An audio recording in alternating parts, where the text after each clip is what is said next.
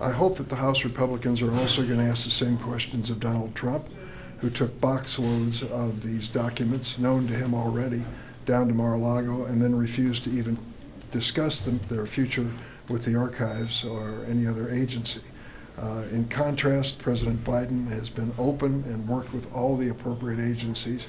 It has been embarrassing because they found additional documents, but he kept his word. He continued to work with them. That's the right thing to do. No, I think it's incumbent upon President Biden to explain what he did and why.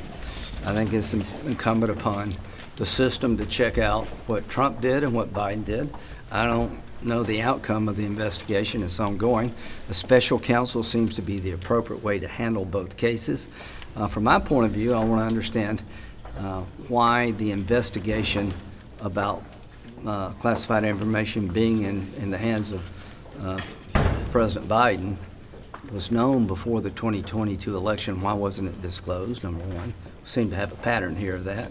And just go where the facts take us.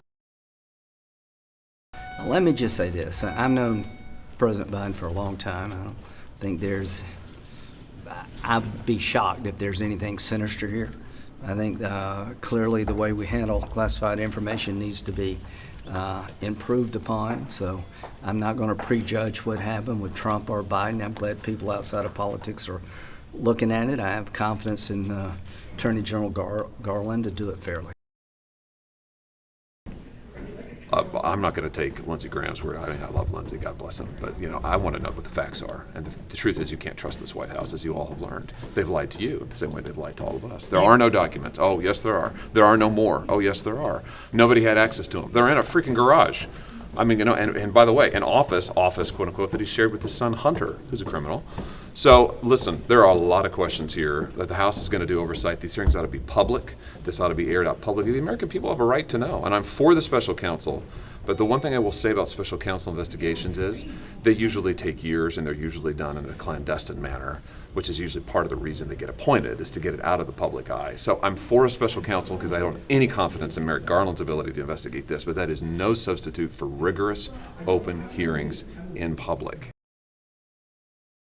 What really concerns me here is the incredible double standard. This is a White House that used the FBI to raid the home of his chief political opponent. And when he is holding classified information that appears to be, and we don't know what's in these documents, obviously, and I think the American people have a right to know at least the general subject matter, but it sounds like it involves Iran, it involves Ukraine, and do we see the same level of concern? No, I will say I'm glad that the Attorney General appointed a special counsel. I mean, I think that that's the bare minimum, but there also needs to be oversight. And the fact that we keep discovering these, and now after the White House has told us, so that's it, there are no more, oops, and then they find more, you can't have any confidence in anything they say.